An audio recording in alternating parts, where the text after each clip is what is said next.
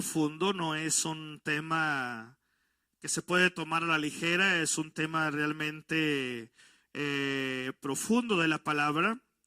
Y comencé hablando sobre lo que la Biblia enseña con respecto al Espíritu Santo.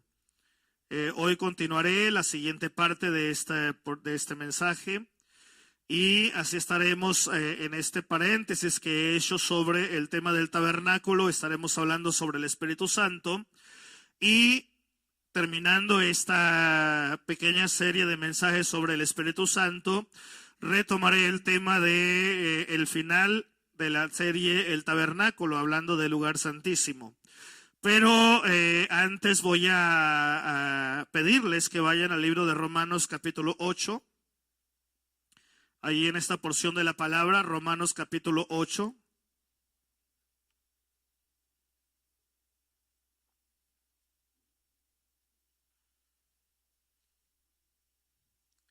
Tengan lista la porción allí, vamos a elevar una oración a nuestro Dios.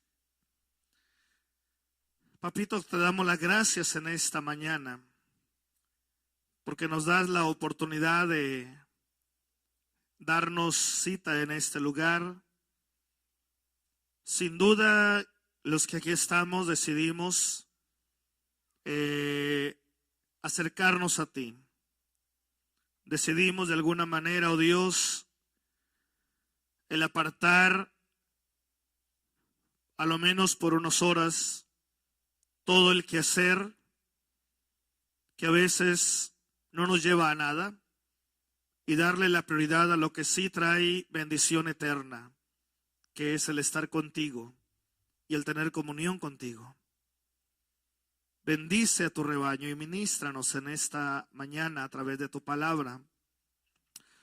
Perdónanos, Señor, porque sin duda tú sabes que hay pecado en nuestras vidas, ya sea que lo hayamos cometido de una manera consciente o simple y sencillamente no nos hayamos percatado de que en alguna área de nuestra vida te hayamos fallado. Límpianos de todo pecado y prepara nuestro ser para que sea lleno de tu presencia. Háblanos, Señor, en esta mañana a través de tu palabra. En el nombre de Jesucristo oramos. Amén. Romanos 8, verso 16, mis hermanos. Voy a arrancar con este versículo de la palabra. Y dice la Escritura de esta manera: el Espíritu mismo da testimonio a nuestro espíritu de que somos hijos de Dios. Quiero comenzar con una pregunta. ¿Quién controla tu alma? Entendiendo que en el alma radican las emociones, la voluntad. ¿Quién controla tu alma? Al mencionar la palabra control, hace o provoca que muchas personas salgan corriendo despavoridas, porque para ellos la palabra control es algo negativo. Menciono rápidamente algunas cosas que pueden llevar a pensar que el control es negativo. Por ejemplo, algunos matrimonios se destruyen porque uno de los cónyuges ejerce demasiado control en el matrimonio. Y llega un momento donde la otra parte ya no soporta ese control. Es demasiado el control que una sola persona ejerce dentro del matrimonio. Eso es un aspecto negativo del control. Otro ejemplo son las sectas. Las sectas practican abiertamente el control de la mente. De hecho, algunos llegan hasta el punto de llevar a sus adeptos al suicidio masivo por el control de la mente que están ejerciendo sobre los adeptos a la secta. No los dejan pensar por ellos mismos. No los dejan evaluar si es correcto o incorrecto lo que se les está enseñando. Otro aspecto negativo del control es el efecto que provocan las drogas o el alcohol, que puede llevar a una persona a pensar que ellos tienen el control, cuando realmente la realidad es otra. Quien ejerce el control no son ellos, es la droga, la sustancia o el alcohol. Muchas personas invierten su vida en la búsqueda de control, mientras que otros tienen un temor enfermizo al control. Pero, ¿cómo encarar esta pregunta? ¿Quién tiene el control de tu alma? No tienes que salir corriendo por miedo a la palabra control. La Biblia nos habla abiertamente sobre quién debe tener el control de nuestra alma. Y definitivamente nada tiene que ver con el matrimonio, nada tiene que ver ni siquiera con nosotros mismos, tiene que ver con el Espíritu Santo. Dios desea que tú le entregues el control de tu vida a la voluntad del Espíritu Santo. La palabra dice en Romanos capítulo 8, verso 6, ahí se retroceden un poco en la lectura, porque el ocuparse de la carne es muerte, pero el ocuparse del Espíritu es vida y paz. ¿Ve qué interesante? Si tu tiempo, tu mente, tu energía la ocupas en las cosas de la carne, al final de cuentas lo que vas a lograr es la muerte. En todas las áreas, muerte física, muerte espiritual, muerte eterna. Pero si ocupas tu mente, tu energía, tu voluntad en el Espíritu de Dios, el resultado es muy diferente. Dice el apóstol que el ocuparnos del Espíritu trae como consecuencia vida y paz. En el Antiguo Testamento, mi hermano, la presencia de Dios se revelaba al pueblo de Dios en una columna de nube en el día y en una columna de fuego en la noche. Así se manifestaba la presencia de Dios. Después de que se construye el tabernáculo y posteriormente el templo, ya en la tierra prometida, la presencia de Dios se manifestaba a través del lugar santísimo.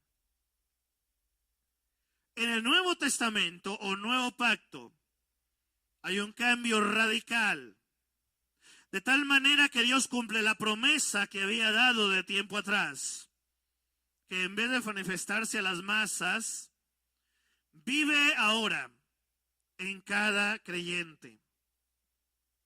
Hoy su hogar está en el corazón de cada cristiano. ¿Y cómo logra el Padre morar en el corazón de cada cristiano? En 1 Corintios 6:19 dice la palabra: ¿o ignoráis que vuestro cuerpo es el templo del Espíritu Santo, el cual está en vosotros, el cual tenéis de Dios, y que no sois vuestros? Yo no sé si te has percatado, mi hermano, pero el cuerpo que te caracteriza no es tuyo. Dios no te lo dio para que te jactes de él.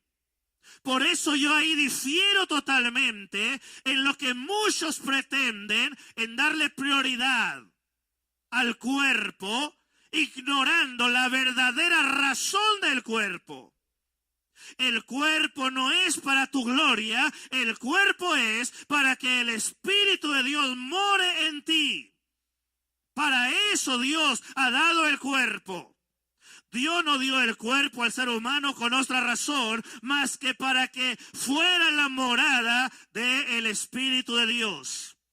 Entonces, ¿quién es el Espíritu Santo?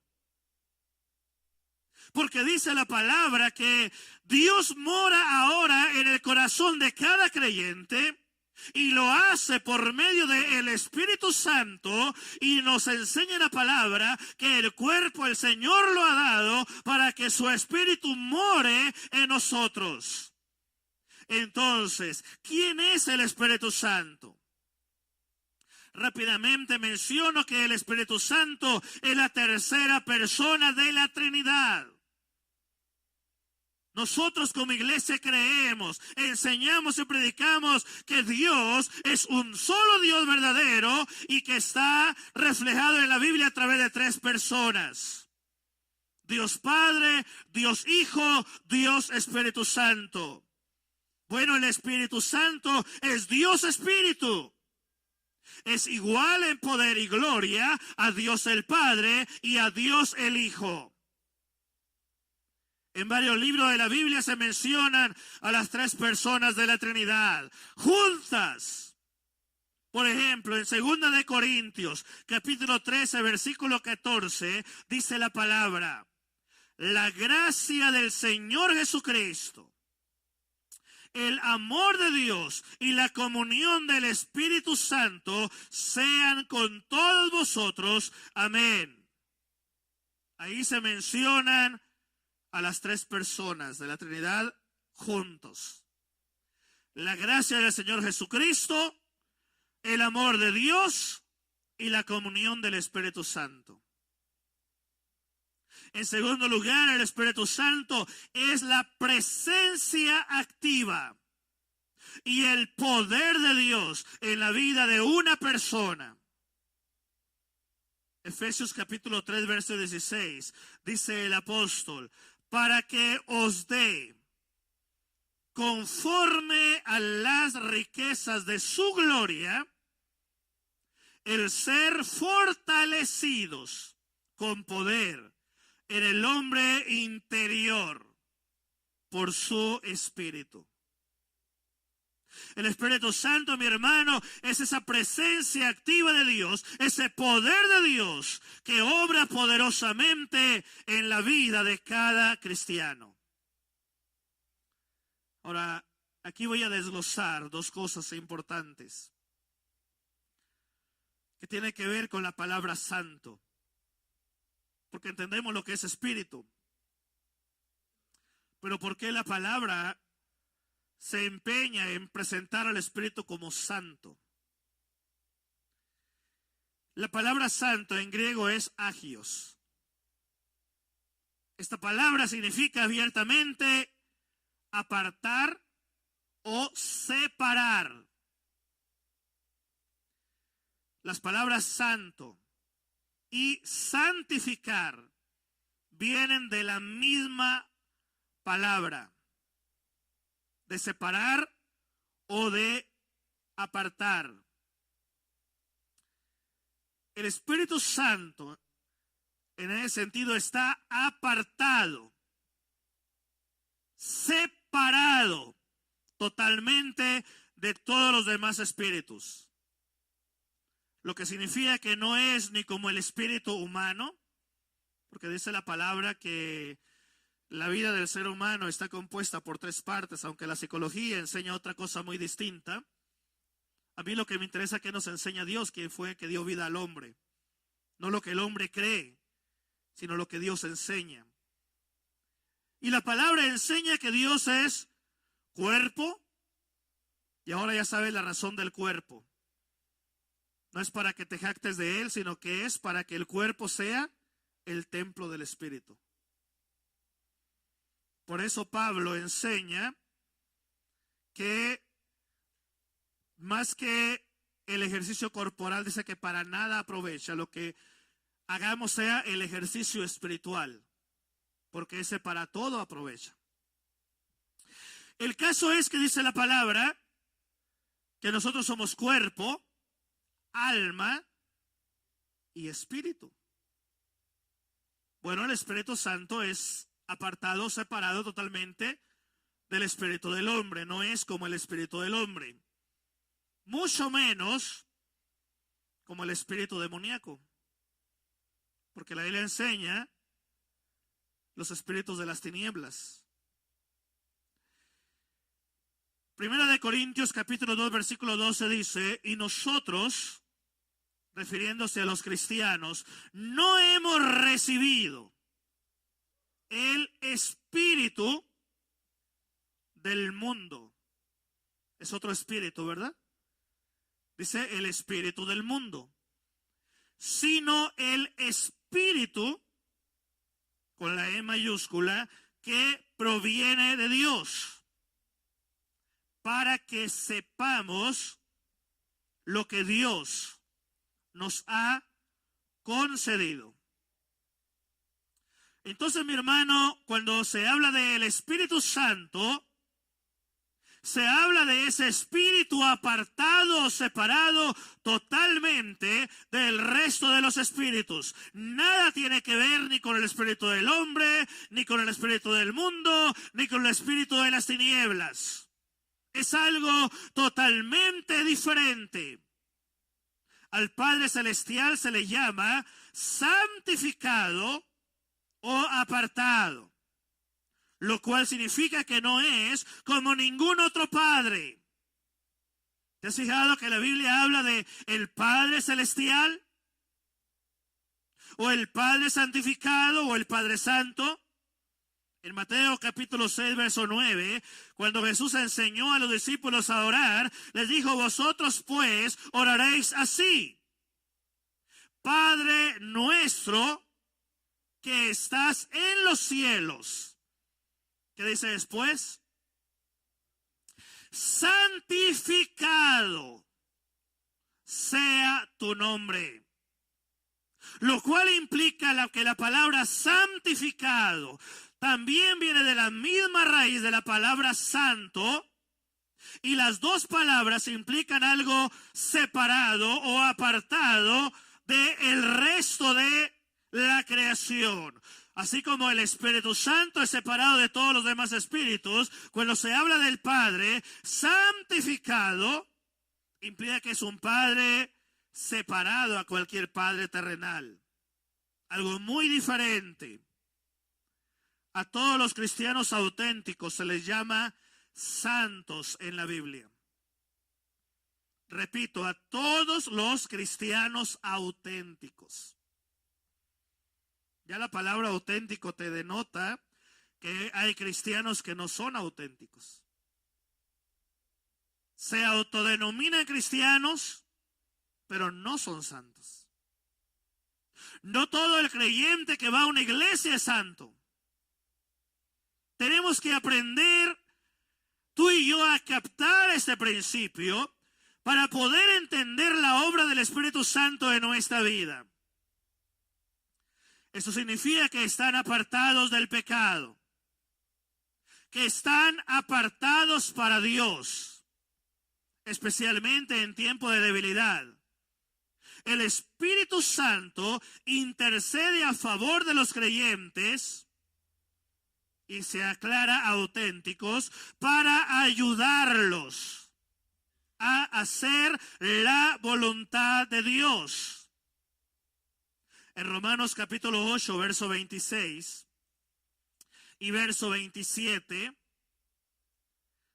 dice la palabra: y de igual manera el Espíritu nos ayuda en nuestra debilidad.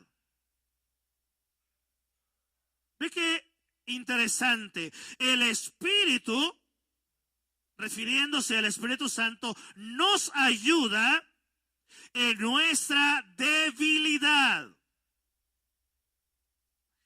Y si puedes poner un paréntesis ahí, yo te animaría que en tus notas pusiera: debilidad no es sinónimo de pecado.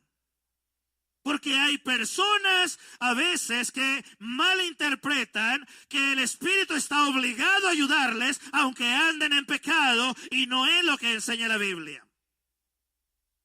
Cuando la Biblia habla de debilidad, aquí no se refiere a debilidad a causa del pecado.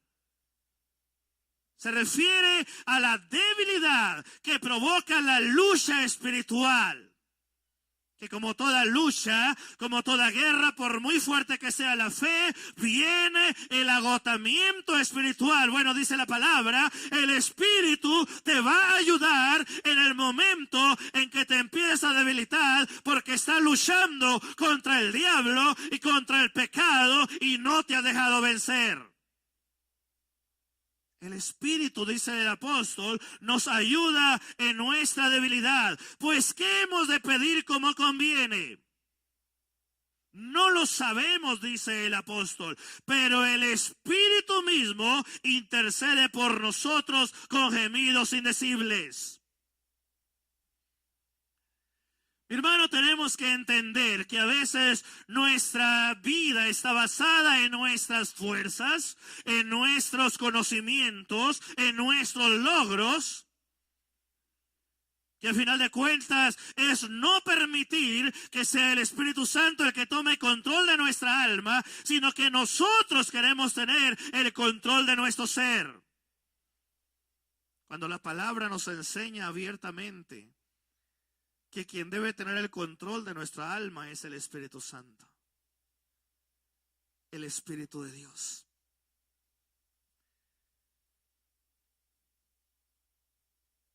Mas el que escudriña los corazones sabe cuál es la intención del Espíritu. Porque conforme a la voluntad de Dios, intercede por quién. ¿Por qué piensas que el apóstol no puso la palabra cristianos allí? Porque al igual que en nuestros días, en la etapa del apóstol Pablo, también había ese término de cristianos desvirtuado. Que muchos se autodenominaban cristianos solo porque iban a una reunión de una iglesia. Pero internamente no eran realmente unos genuinos cristianos. No permitían que el Espíritu Santo controlara sus vidas, sus pensamientos, su voluntad, su boca. Y eso lo vemos en nuestros días también.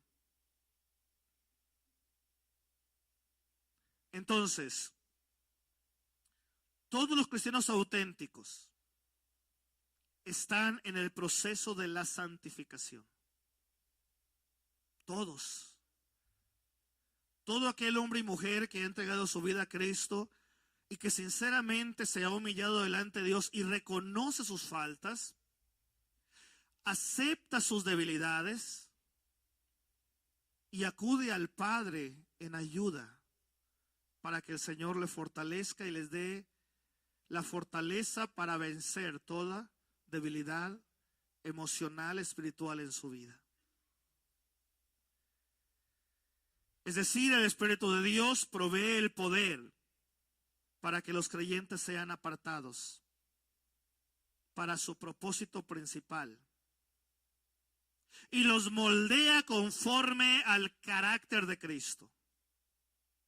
La santificación, mi hermano, no es una obra que se realiza una sola vez. Es un proceso que inicia en el momento que entregas tu corazón a Cristo y que continúa todo el periodo de tu vida física. Está ese proceso glorioso del Espíritu de Dios en nuestras vidas. El apóstol Pablo en la carta a los tesalonicenses, en la segunda carta, en el capítulo 2, versículo 13, explica esto el apóstol. Pero nosotros debemos dar siempre gracias a Dios respecto a vosotros, hermanos, amados por el Señor, de que Dios nos haya escogido desde el principio para salvación, mediante la santificación por el Espíritu y la fe en la verdad. ¿Quién controla tu alma?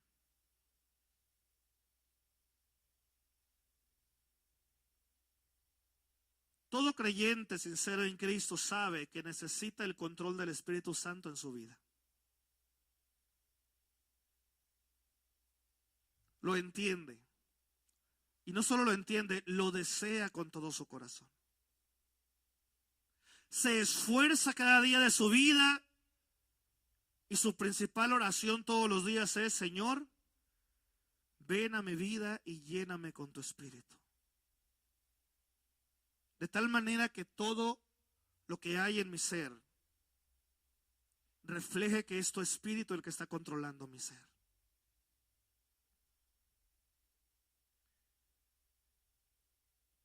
Hace años conocí a una persona inconversa que tenía un gran problema. Tenía muchos, pero menciono en particular un gran problema.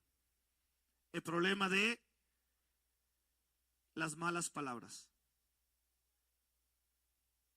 Tenía toda su vida hablando en ese lenguaje que le era natural. Que llegó un momento donde ese tipo de lenguaje lo usaba siempre. Lo usaba en su hogar, lo usaba en su trabajo.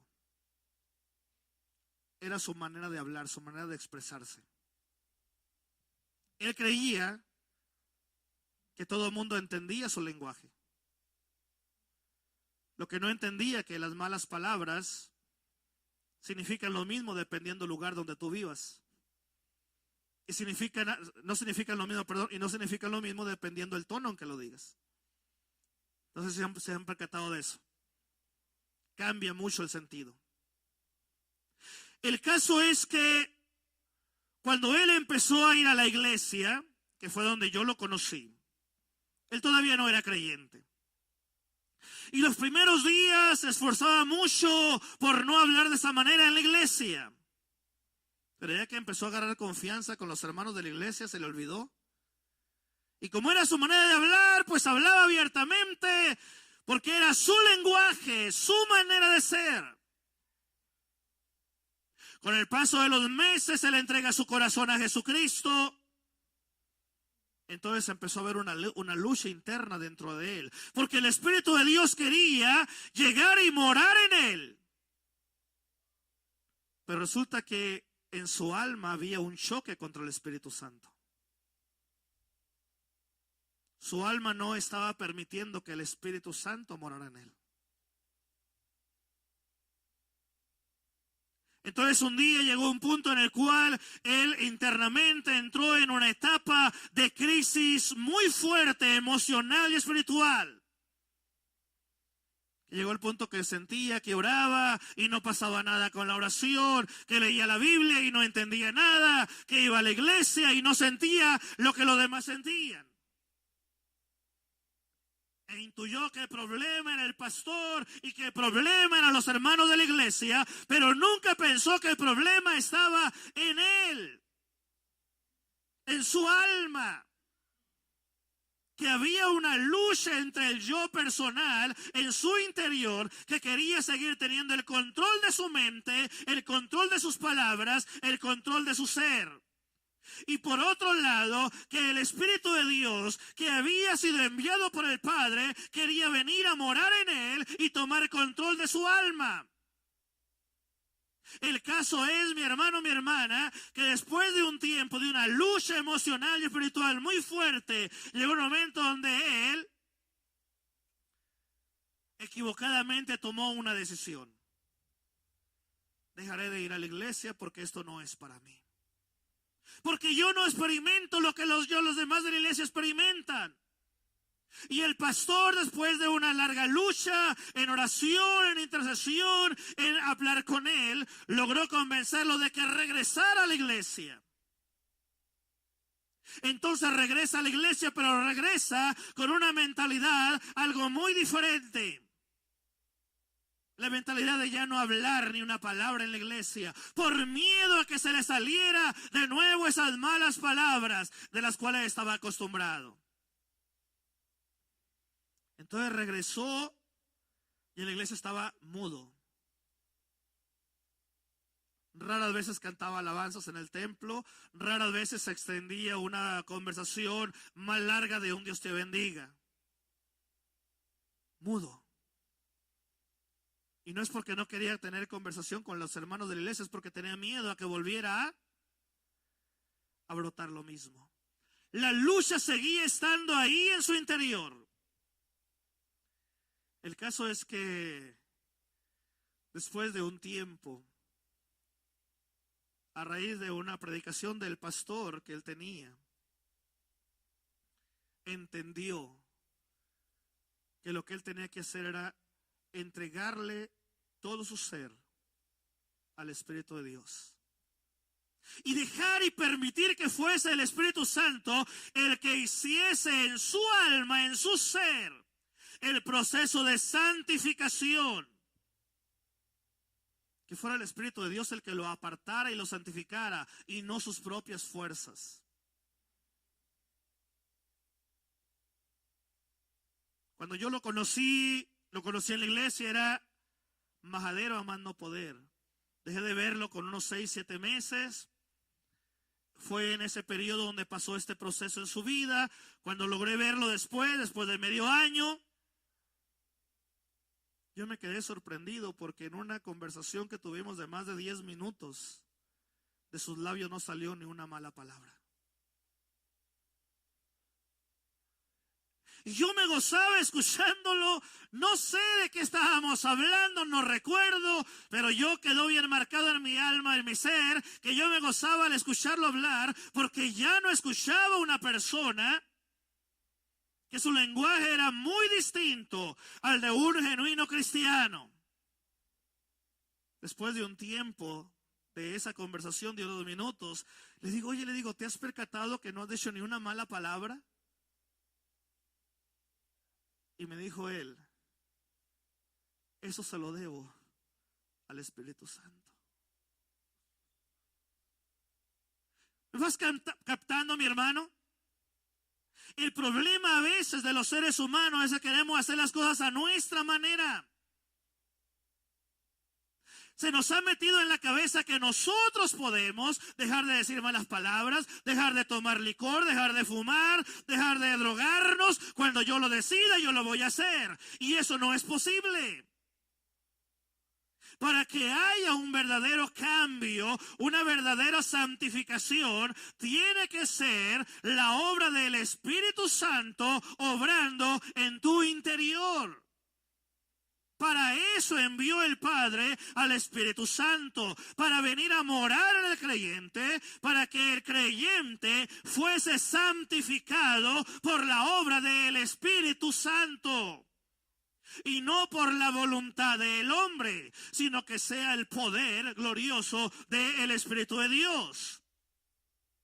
Ahora, la siguiente palabra que llama la atención es la palabra espíritu. La primera palabra de la cual le hablé es la palabra santo. Y ya sabemos la connotación de dónde viene y qué es lo que provoca esa palabra santo. Ahora la palabra espíritu. La palabra espíritu en griego es una palabra que se llama pneuma. Y esta palabra significa literalmente viento o aliento. Como el viento que sopla y tú ves los árboles moverse. Como ese viento agradable que empieza a soplar y tú lo sientes en tu rostro. Y mayormente cuando estás viviendo un momento de mucho calor y te agrada esa sensación hermosa del viento.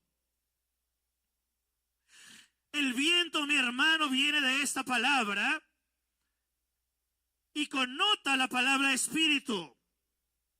En otras palabras, mi hermano, el Espíritu Santo es ese viento o aliento que sale de Dios, que llega y tiene un efecto poderoso en la vida del ser humano, y que ese efecto poderoso es la santificación.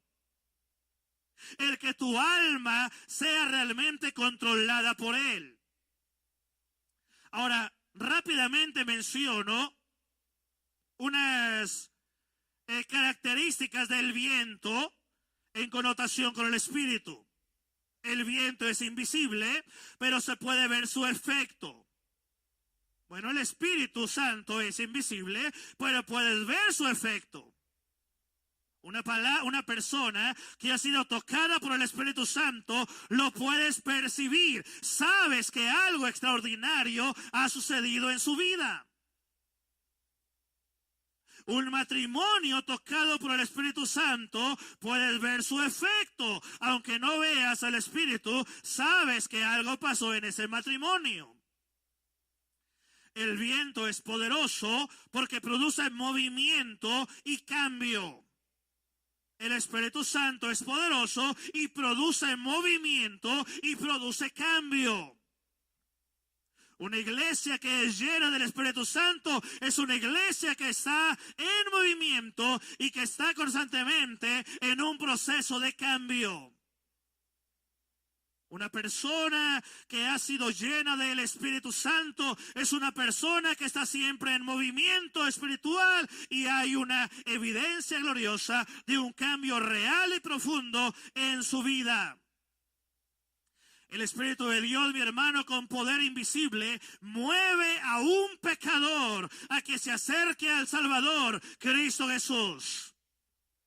Dice la palabra claramente en Juan capítulo 3, verso 8. El viento sopla de donde quiere y oye su sonido, mas ni sabe de dónde viene ni a dónde va.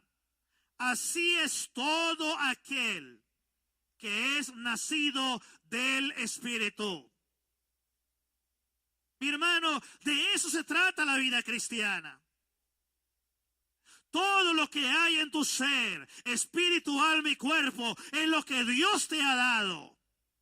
Para que cada parte de tu ser sea llena del Espíritu de Dios, del Espíritu Santo. Ninguno de nosotros tenemos derecho de tomar decisiones ni con respecto a nuestro espíritu, ni con respecto a nuestra alma, ni con respecto a nuestro cuerpo. Porque cada parte del ser ha sido diseñada por Dios para ser lleno del Espíritu. Tu espíritu debe ser lleno del Espíritu Santo. Tu alma debe ser controlada por el Espíritu Santo. Y tu cuerpo debe estar limpio totalmente de todo pecado para que el Espíritu de Dios more en ti.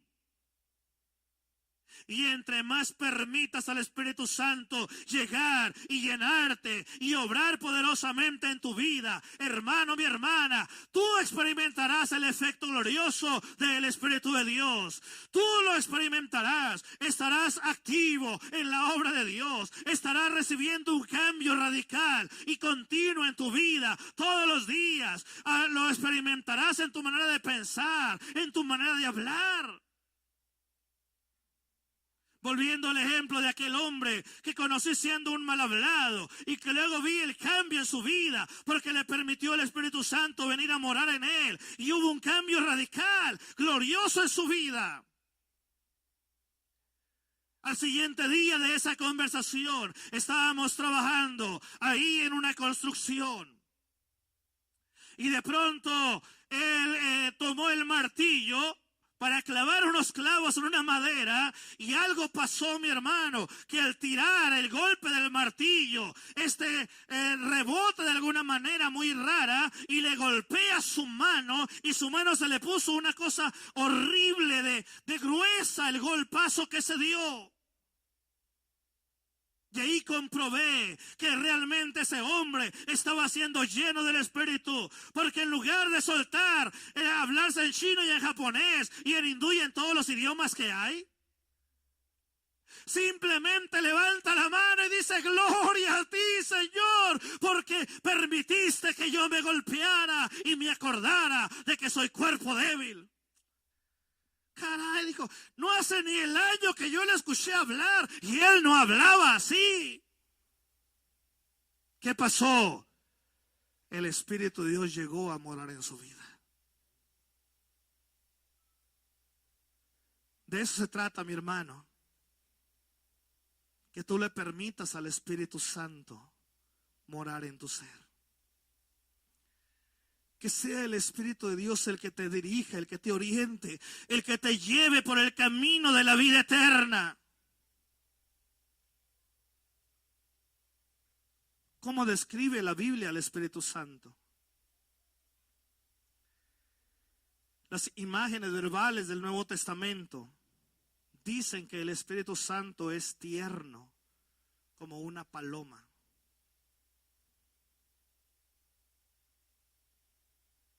De esta figura y de la figura del bautismo de Jesús cuando sale del río Jordán en su bautismo, que se posa una paloma sobre él, de ahí se saca la conclusión de que la representación del Espíritu de Dios es una paloma. Pero también dice el lenguaje del Nuevo Testamento que el Espíritu Santo es poderoso como el viento. Tierno, por un lado, poderoso, la otra cara de la moneda. Sin embargo, el Espíritu Santo no es solo un poder sobrenatural o una fuerza invisible.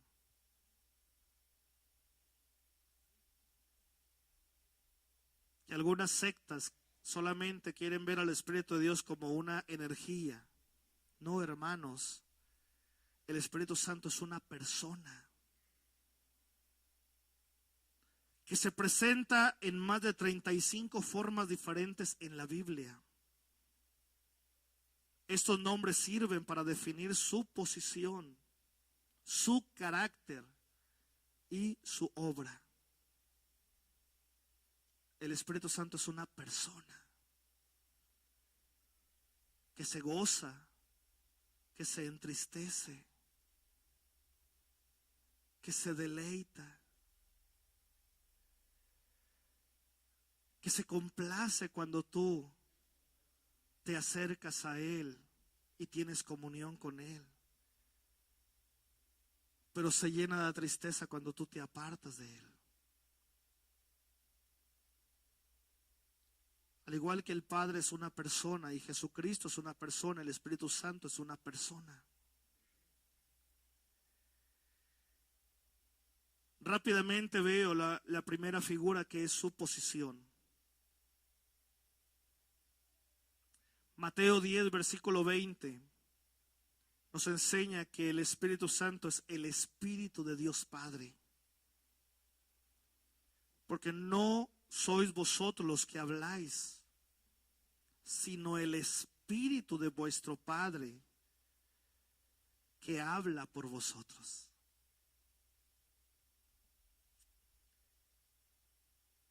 En Romanos capítulo 8, versículo 9, se enseña que el Espíritu Santo es el Espíritu de Jesús, el Hijo de Dios.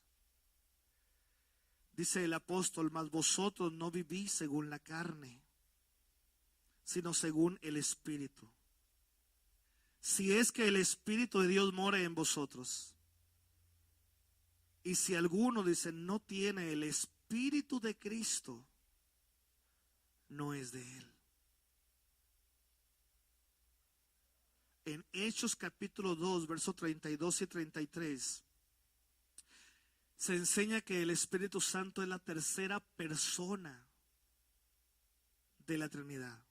Persona, no energía, persona. A este Jesús resucitó Dios, de lo cual todos nosotros somos testigos, dice la palabra. Así que, exaltados por la diestra de Dios y habiendo recibido del Padre la promesa del Espíritu Santo, ha derramado esto que vosotros veis y oís. ¿Y qué decir del carácter de Cristo, del Espíritu Santo? En Romanos 1, capítulo 3 y versículo 4, nos enseña la palabra que el Espíritu Santo es el Espíritu de santidad. Acerca de su Hijo, nuestro Señor Jesucristo, que era del linaje de David según la carne, que fue declarado Hijo de Dios con poder, según el Espíritu de santidad, por la resurrección de entre los muertos. Habla de su carácter, de un carácter santo. También nos habla de que el Espíritu Santo es el Espíritu de gracia.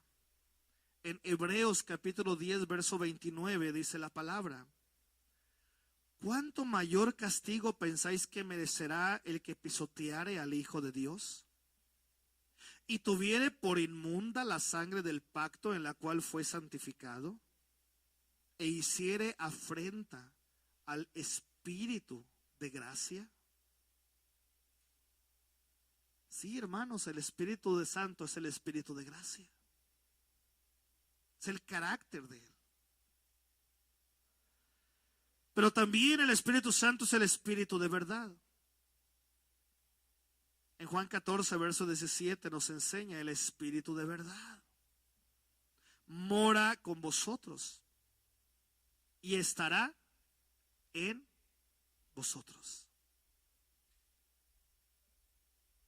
Ya hablamos de su posición, ya hablé de su carácter. Por último, su obra. En Romanos 8, versículo 15 dice el apóstol: pues no habéis recibido el espíritu de esclavitud para estar otra vez en temor, sino que habéis recibido el espíritu de adopción, por el cual clamamos: Abba, Padre. O como diríamos en nuestro lenguaje, papito. No apá ni jefe, no. Papito. Con ternura, con gozo, al estar frente a nuestro Padre Celestial. Bueno, esto habla de la obra del Espíritu. Dice la palabra que el Espíritu Santo nos adopta e incluye en la familia de Dios.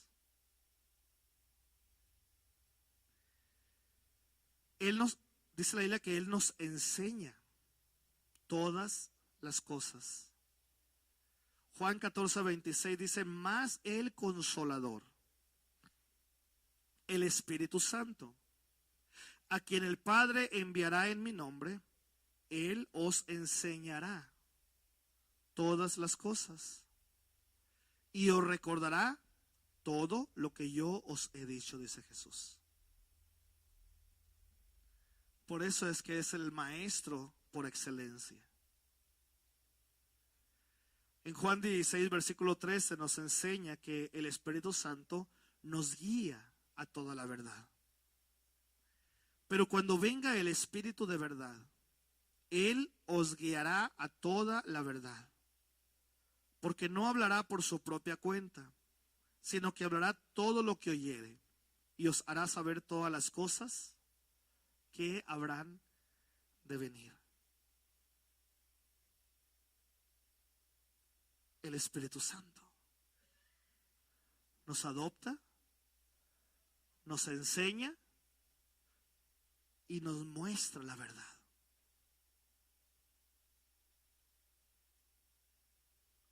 Entonces surge una pregunta. ¿El Espíritu Santo tiene la misma autoridad que el Padre y que el Hijo Jesucristo? La respuesta es sí. El Espíritu Santo es un miembro activo de la Trinidad, en el mismo nivel de autoridad de las otras personas: Dios Padre, Dios Hijo y Dios Espíritu Santo. Cada una de esas personas en el entorno de Dios como el único Dios verdadero desempeña diferentes funciones. Por ejemplo, en el huerto de Getsemaní, cuando Jesús obedeció la voluntad del Padre en cuanto a su crucifixión, Jesucristo se sometió a la autoridad del Padre Celestial y dijo estas palabras: Padre, si quieres, pasa de mí esta copa, pero no se haga mi voluntad, sino la tuya. De la misma manera, el papel del Espíritu Santo es, en parte, exaltar a Jesucristo, dar gloria al Hijo de Dios. Jesús dijo a sus discípulos, refiriéndose al Espíritu Santo: Él me glorificará, porque tomará de lo mío y os lo hará saber. El Espíritu Santo.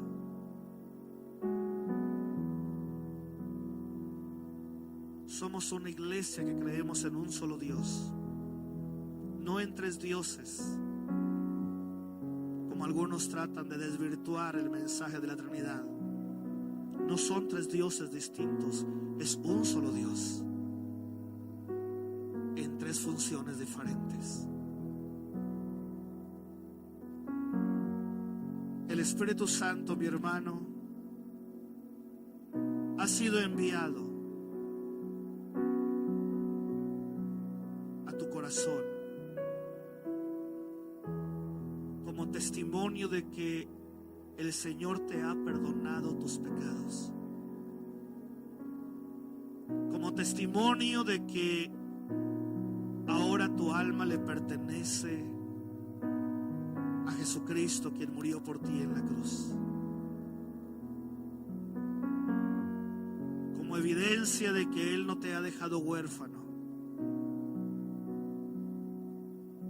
Y en el proceso de la adopción, espiritualmente hablando, que somos adoptados como hijos de Dios,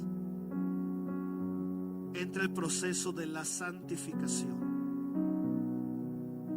¿Tú crees que Dios no conoce lo que hay en tu corazón? ¿Tú crees que Dios no sabe cuáles son tus debilidades emocionales y físicas?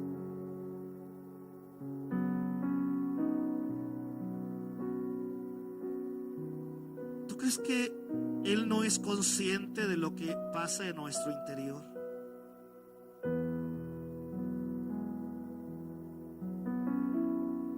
Él conoce hasta las áreas de posible amargura en nuestros corazones, que pueden estar ocultas a los ojos de todos los demás, mas no al Espíritu de Dios. Por eso Jesús dijo: les conviene que yo me vaya.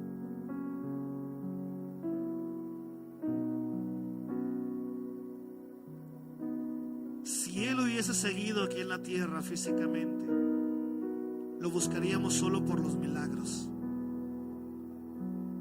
mas no buscaríamos una llenura de su presencia.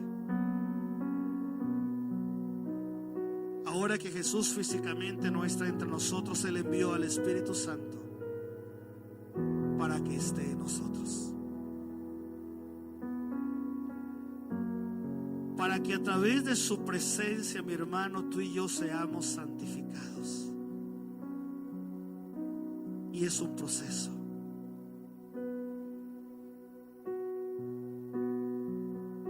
¿No te gustaría experimentar en tu vida un cambio total, realmente?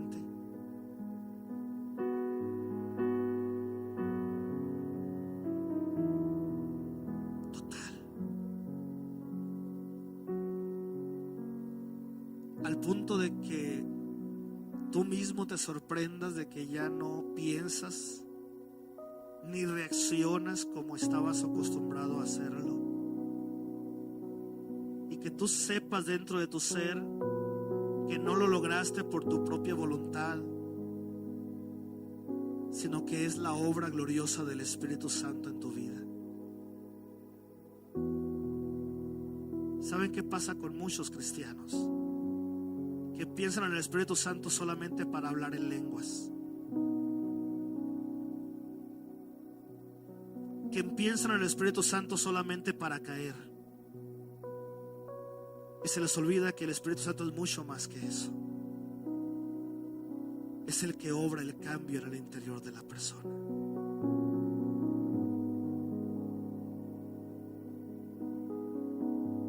¿No será que el Señor anhela un avivamiento real en un genuino cambio? Donde cada creyente sea realmente un genuino creyente en Jesucristo. Y que todo lo que hacemos, mi hermano, donde quiera que vamos, se refleja que el Espíritu de Dios está llenando nuestro ser.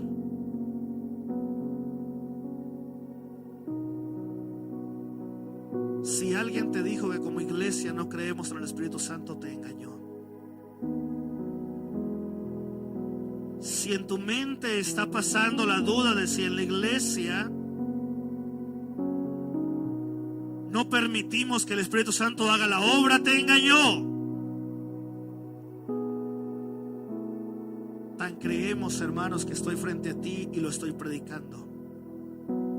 Y no es la primera vez que lo hago, ni el único lugar donde lo he hecho. Pero lo que yo quiero ver son cambios en los corazones. La evidencia real de que sus corazones están siendo llenos del Espíritu. Donde realmente en el matrimonio haya un cambio real, radical. Donde realmente en la mente haya un cambio real en cada ser humano. Donde realmente en la manera de hablar haya un cambio real. Donde realmente desde el momento que llegues al templo, mi hermano, se sienta que ha llegado un hombre y una mujer lleno del Espíritu Santo. Donde realmente cuando vaya por la calle y me encuentre alguno de ustedes, haya una evidencia de que me estoy encontrando ante una persona llena del Espíritu Santo, y lo mismo sientas de mi persona. Donde realmente, mi hermano, pueda ver aquí en la alabanza, en cada miembro de la alabanza, jóvenes llenos del Espíritu, que pueda ver a los maestros de escuela dominical, hombres y mujeres llenos del Espíritu, que realmente pueda ver eso, donde el viento sopla de donde quieres y oye su sonido y ve su efecto, el Espíritu obrando, zarandeando, quebrantando, redarguyendo, levantando en alto. Donde realmente pueda verte a ti, varón, siendo un varón lleno del Espíritu de Dios, que tus labios hablan salmos, cánticos espirituales y glorifican al Rey de Reyes. Donde realmente pueda haber mujeres llenas del Espíritu, donde no hay murmuración, donde no hay crítica, donde hay la palabra de edificación, la que da la honra y la gloria al Rey de Reyes. Creo, mi hermano, sinceramente, que la iglesia hoy más que nunca tiene que buscar la llenura del Espíritu Santo en sus vidas para que haya una verdadera santificación. Y entre más santificada sea la iglesia, con mayor fluidez se verán los dones obrando poderosamente. Con mayor fluidez se verá la evidencia de un cambio real en nuestra vida. Entonces, mi hermano, en esta mañana termino con la pregunta con la que inicié: ¿quién controla tu alma? Te pregunto ahora, ¿quién controla tu alma?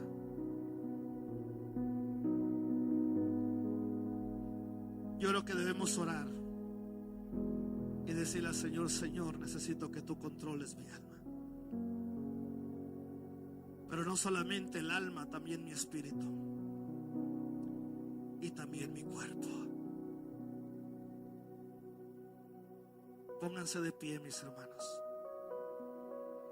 mientras los muchachos nos ministran con este cántico. Es tiempo de orar y que tú ores al Señor y le digas: Señor, necesito que vengas a mi vida y que realmente hagas esa obra de santidad, de santificación en mi alma, en mi vida, donde realmente todo mi ser, espíritu, alma y cuerpo sea lleno del Espíritu Santo. Donde realmente, mi hermano, podamos orar como iglesia y decir: Señor, ayúdanos como iglesia a ser una iglesia llena del Espíritu Santo. Pero pídelo con fe. Dice la palabra que si alguno no tiene el Espíritu del Señor, que se lo pida al Señor. Él te lo va a dar sin reproche, porque eso es lo que Él anhela: llenarte con su Espíritu, saturarte con su Espíritu. Es tiempo de orar, mi hermano, pero yo te voy a dar un consejo: no ores en silencio. Abre tus labios y ora. Y si puedes hacerlo a voz en cuello, hazlo a voz en cuello, para que en el nombre de Jesucristo, al momento de que tus labios se abran y empiecen tus labios a clamar por la llenura del Espíritu, las cadenas sean rotas en el nombre de Jesucristo y haya la verdadera y completa libertad en el Señor. Es tiempo de orar, mi hermano, y empieza a orar en esta hora. Y si alguien tiene una necesidad de salud, yo te invito a que mientras está orando vengas a este altar. Vamos a orar por ti aquí en el altar. Entonces, si tú tienes una necesidad de salud, vente al altar. Pero toda la iglesia orando: Señor, lléname de tu Espíritu. Entonces, mi hermano, empieza a orar en esta hora. Empieza a orar. La alabanza empieza a fluir y tú empiezas a orar. Es tiempo de orar, mi hermano. No escucho la oración. No escucho a la iglesia orando. No los escucho. ¿Qué pasa contigo? ¿No quieres realmente la llenura del Espíritu? Se trata de ti. No esperes que el Señor llene al otro. Se trata de ti, de que Él te llene a ti. Es tiempo de que tus labios se abran y le demuestres al diablo que en este lugar y en estos corazones hay el anhelo de ser lleno del glorioso Espíritu de Dios. Padre, en el nombre de Jesucristo, aquí estamos delante de ti. Derrama, oh Dios, de tu bendición. Derrama, oh Dios, de tu bendición. El fuego de tu Espíritu sea derramado en abundancia en todos nosotros. Padre, en el nombre de Jesucristo, ungimos con aceite a nuestras hermanas y hermanos que han llegado a este altar con una necesidad de salud, y damos de la sanidad en el nombre de Jesucristo. Y en el nombre de Jesucristo oramos que venga esa gran victoria, que venga esa gran sanidad.